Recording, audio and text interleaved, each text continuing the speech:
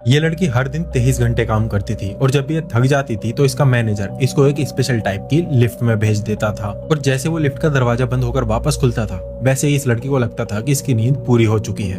Instantly इसके अंदर बहुत ज्यादा एनर्जी आ जाती थी और तो और इसके कपड़े भी बदल जाते थे। और जब से वो इस अजीब सी कंपनी में आई थी उसने वहां से भागने की कई बार कोशिश भी करी थी, लेकिन बार बार वो कंपनी के कॉरिडोर में ही आ जाती थी। और जब भी फ्राइडे आता था या वीकेंड होता था तो सीधा फ्राइडे के बाद मंडे आ जाता था। और जब ये लड़की इस चीज को समझ जाती है तो वो उस कंपनी से रिजाइन करने का फैसला लेती है। लेकिन जब यही चीज वहां के लोगों को पता चलती है तो ये चीज सुनकर वो बहुत ज्यादा हैरान हो जाते हैं। और फिर पता चलता है कि इस कंपनी को ज्वाइन करने से पहले यहाँ के हर एम्प्लॉय के अंदर एक चिप इंस्टॉल करी गई थी, जिसकी वजह से हर इंसान की पर्सनैलिटी दो दो हिस्सों में बट गई थी, जिसमें से एक पर्सनैलिटी कंपनी में काम करती थी और वहीं दूसरी पर्सनैलिटी कंपनी के बाहर रहकर अपनी लाइफ को एंजॉय करती थी। और फिर कंपनी का एक सुपरवाइजर इस लड़की को बताता है कि अगर उसका रेजिग्नेशन एक्सेप्ट हो गया तो उसकी जो पर्सनैलिटी है वो इरेज कर दी जाएगी। हालांकि उसकी रेजिग्नेशन एप्लीकेशन रिजेक्ट हो चुकी थी क्योंकि उसकी जो बाहर वाली पर्सनैलिटी थी उसने ये सब करने से मना कर दिया था। और कंपनी से रिजाइन करने के लिए दोनों पर्सनैलिटी का एक साथ एग्री करना जरूरी होता है। और जैसे ये चीज हेली को पता चलती है तो वो पूरी तरीके से अंदर से